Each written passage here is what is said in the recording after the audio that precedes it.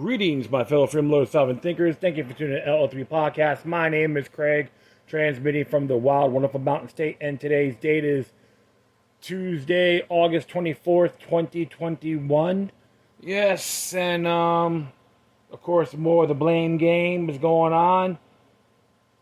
Innocent people are being held hostage in Afghanistan. Jen Psaki can't even tie her own shoelaces, trying to call people out, but always hitting the brick wall. What else is new, right? And of course, you got zombified Joe Biden, white privilege, Jim Crow man himself. Yeah, how masculine is that? Woo. What else is new, right? And of course, you got the cowardly doctors in Broward County had the audacity to walk out and not take care of people who didn't take the shot. You're nothing more than a bunch of cowards, hypocrites. You know what? You just bunch of oath-breaking scumbags, plain and simple, okay? You got no merit. And of course, Isabel, who was going to Fort Lauderdale High School, is being harassed for not wearing a mask. And of course, the county school board believes in policy, but they love contradicting, affirming civil rights to all residents of Broward County, including this person. All right, because all I got to say, look at the Broward Resolution, May 6, 2003, is self-explanatory. And of course, Florida's law, the Parental Bill of Rights. They believe they're above everybody. And I was watching this one speech, one person who was redressing her grievance against the school board. And of course, you had this chairman who wants to be a dictator, a bully, trying to interrupt her time and get her to shut off her microphone. You know what? Another oath-breaking coward. She needs to be recalled, and any of those goofballs in there that supported her on treating the constituents like garbage, they need to get recalled as well. Okay? Too bad. That's how you gotta look at it. You can't be nice to these ingrates. You gotta treat them like they are garbage. Not wishing them ill, but their actions are unacceptable, repugnant, deplorable, blasphemous. And we just found out too that the $3.5 trillion infrastructure bill got passed by the House. And the question is, this is Bernie Sanders' bill. All right? He's a senator. That the House are the originators of revenue. It's supposed to go under Article 1, Section 7 of the U.S. Constitution. Not by the Senate. It's got to be from the House. The whole thing's invalid. But they believe they're smarter than everybody else. Feel the hype. He hates freedom, but he'll give you free crap, right? That's Bernie Sanders for you. Another walking anti-monitor sap. I don't know why still people praise this guy. He's just screwing everybody. So the whole thing about this one language, some claims to the language of the bill about inheritance tax. If the estate tax, if you go get inherited by your parents, deceased parents own the property, they own and they still owe their debt. That's what they want. That's how Bernie Sanders is. Okay, that's what he promotes. That sap of crap. And he has plenty of homes, nice homes in the area. He probably get exempt for because I'm Bernie Sanders. You shouldn't be talk to me like some disrespect. Well, here's the thing, folks. They're not more than anti-liberty scumbags. Is all they are. All right, and don't get me wrong. It was through party lines. So I know technocratic Ted Deutsch. Hi, I'm Ted Deutsch. I'm a gyno. Libby for me, but none for thee. Okay? But if you criticize Israel, I'll be calling you anti-Semitic. Exactly. I know I'm digressing, folks, but it's one of those moods I get into. Don't get mad, but get inspired. But I'll recommend every state in the union tell them to stick it with the anti-commandeering doctrine. The feds have no right to take people's property if the people passed and they pass it down to the heirs, and you have to pay their tab, forget about it. Nothing more than pieces of garbage. Every single one of them that voted for it are wicked, thieves. They are thieves, embezzling parasites. All right, so all right. Well, enough of me ranting here. I want to be narrating an article, a column by Brandon Smith, and this was from BobLivingstonLetter.com/alerts. It says here, what can we learn about COVID tyranny from Australia and Afghanistan? That's what Mr. Smith had to say. Despotic people tend to telegraph their future actions like an experienced fighter tends to telegraph his punches. It's not as if the intentions of totalitarians are obscure or hard to predict. In some cases, they may even believe that they can be as obvious as they wish because they assume no one will ever try to stop them. They've been destroying lives for so long they adopt a sense of superiority as if they are untouchable. In my extensive study of psychopathy, I find that, unfortunately, the primary catalyst for the exploitation of victimization of large populations of people is that many of them can't wrap their heads around the idea of an organized conspiracy of human monsters. They refuse to acknowledge the existence of the evil right in front of them. So the evil is able to go unopposed for long stretches of time. There is always a moment, though, when psychopaths push the wrong people too far. They just can't help it, and this is when they find themselves on a business end of a noose or a barrel of a gun. When it comes to organizations of psychopaths, the same moment also eventually arrives. It just takes longer for the public to come to grip with the necessity of it. In the face of the Great Reset agenda, medical tyranny using COVID as a rationale is clearly a key ingredient to the future objectives of the power elite.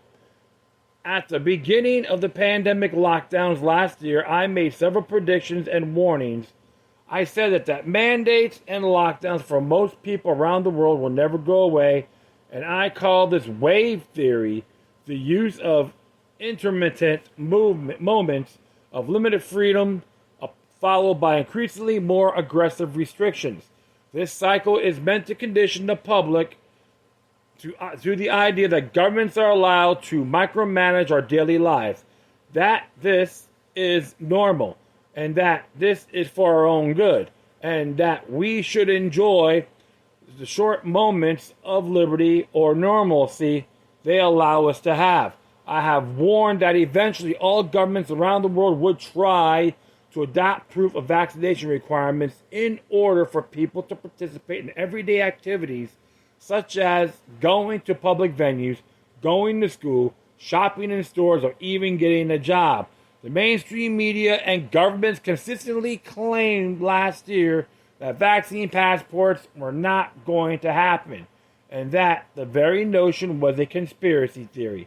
Now, the vaccine passports are being implemented in numerous countries, including some parts of the U.S., and anyone who stands against them is called a conspiracy theorist. See how that works? If you expose the truth of an authoritarian plot of the establishment, lies and calls you a conspiracy theorist. Once the establishment admits to the plot and you refuse to comply with it, those same liars call you a conspiracy theorist again, as well as a terrorist.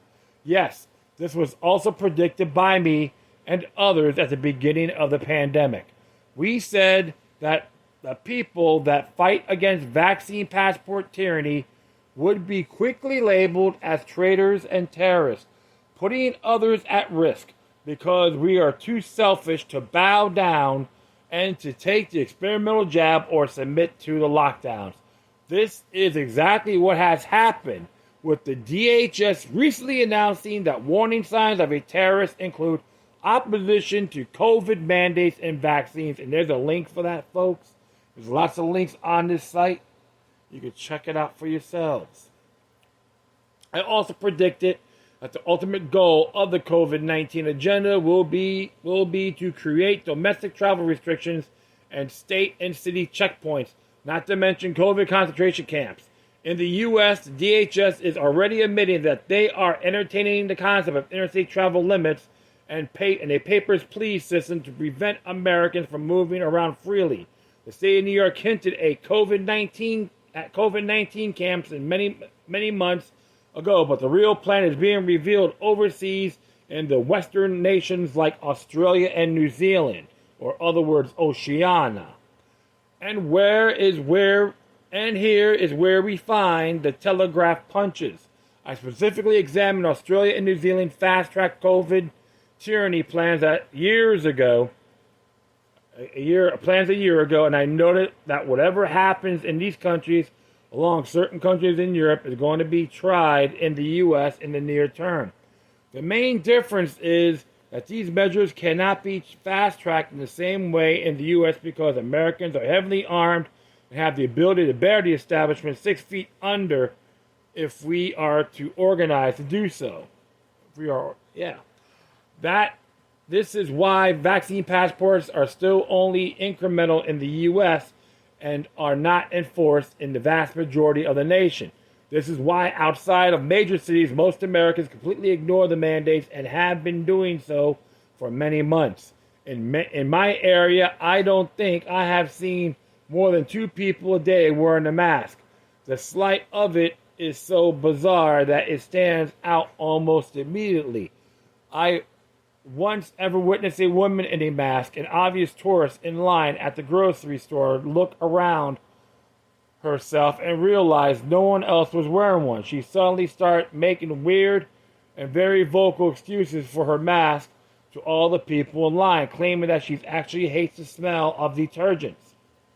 And that was why she was wearing it. Frankly, I don't care if someone wears a mask or not. It's a placebo that does nothing to stop the transmission of the virus.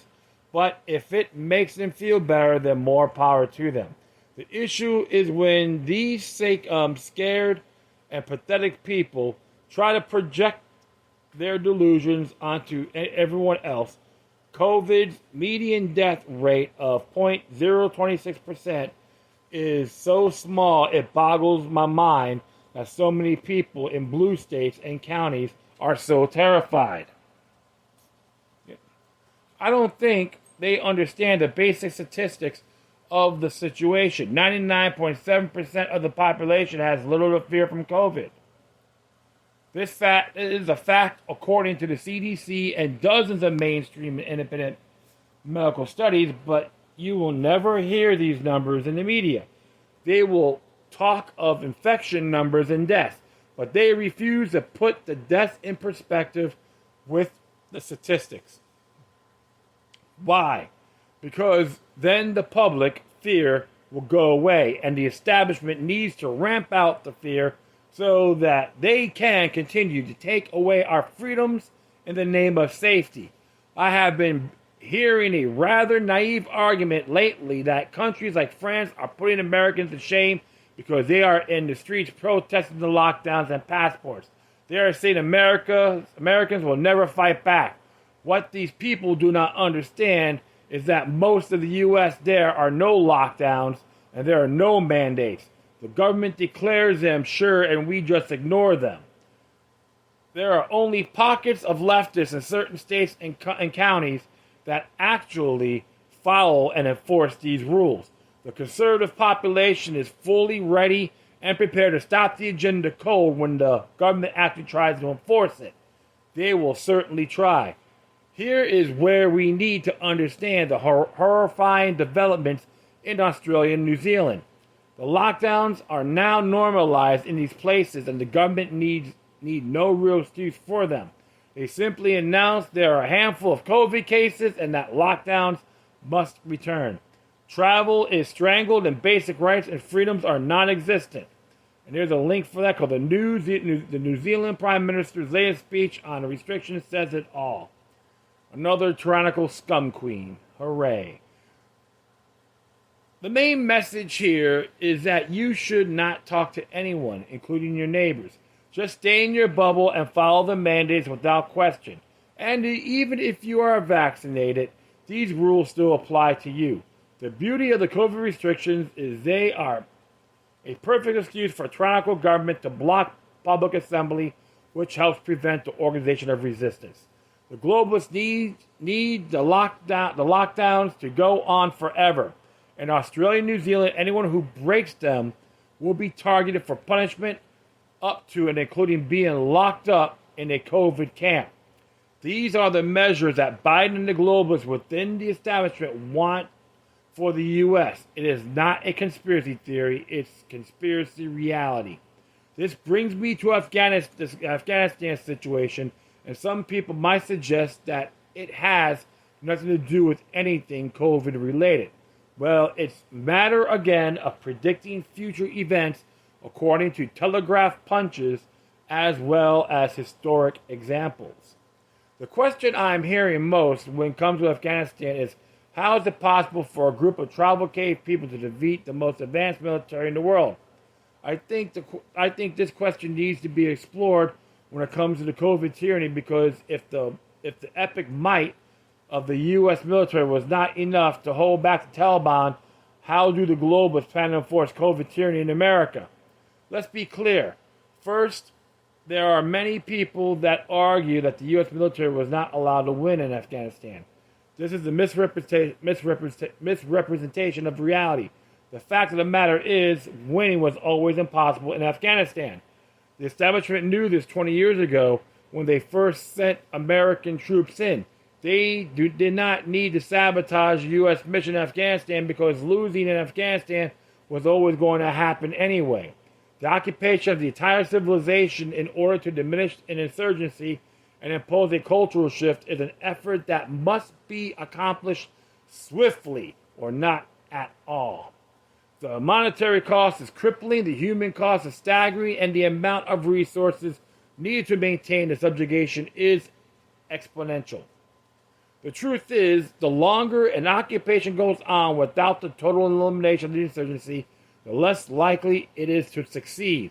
The problem is, in order to completely eliminate the insurgency, you have to wipe out most of the population using tactics that are grotesque, tactics that only inspire more insurgency.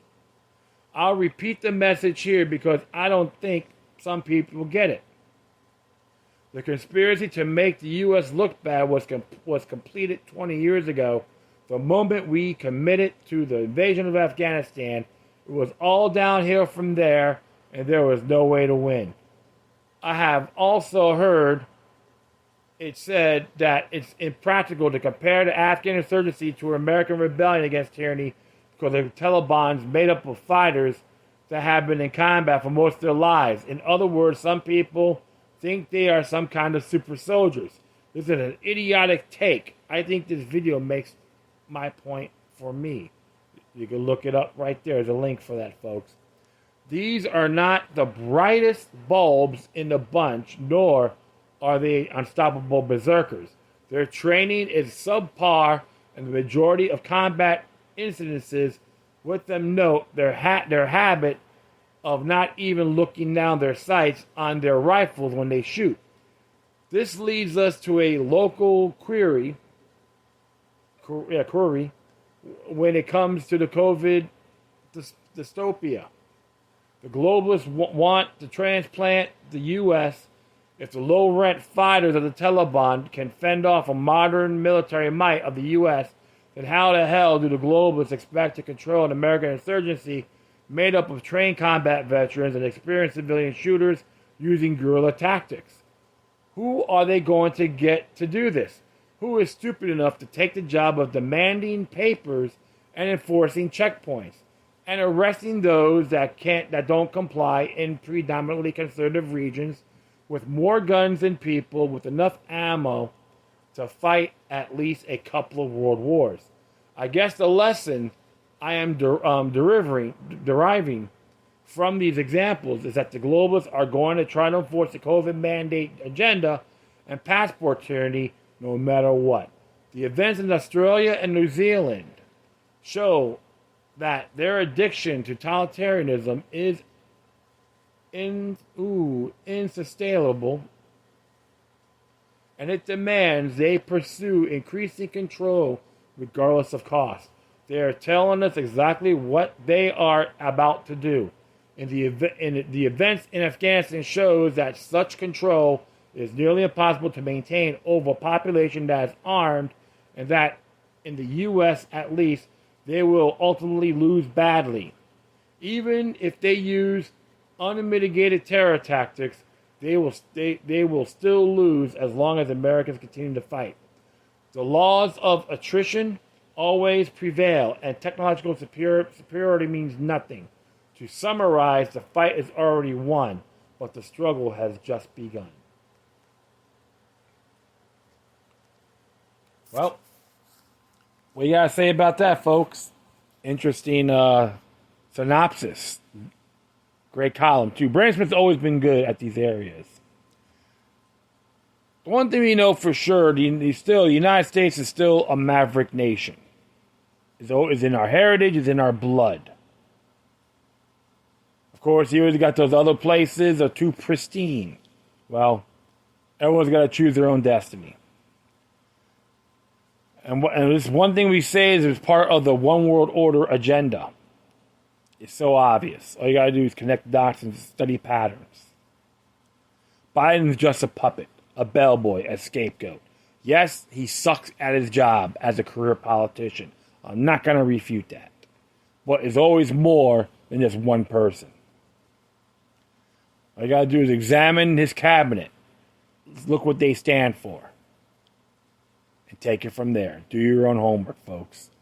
And one thing I got to say, the order won't prevail. Long term. Because they know people are waking up around the world. They can't control us all. They will crumble in due time. It will be a rough ride. Okay? I'm not going to argue that and say it's a wet dream. Everyone needs to prepare themselves, multiple avenues, to the best of your abilities, and screw all the pettiness. There's bigger fish to fry. Don't get too distracted. That will be it.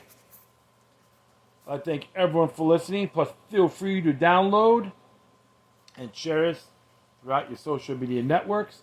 If you have any questions, comments, if you're interested, check out whatever you please send it corresponds to the quorum. Furthermore, I'll leave the footnote of this article on my speaker page. If you want to email me, you can go to LokiLuck03@protonmail.com. Or if you want to donate, you can hit me at paypal.me or cash.app/LokiLuck3. If you want to support Brandon Smith and Bob Livingston alerts letter, you can subscribe to them and all that. It's very good information. I always like to share this with you too. So, and that will be all. Once again, thank you for your time. Plus, always remember that the demoniac resistance is healthy for the soul and can liberate humanity. Until next time, take care of yourselves. Keep on spreading the love, and may your guardian spirits be with you.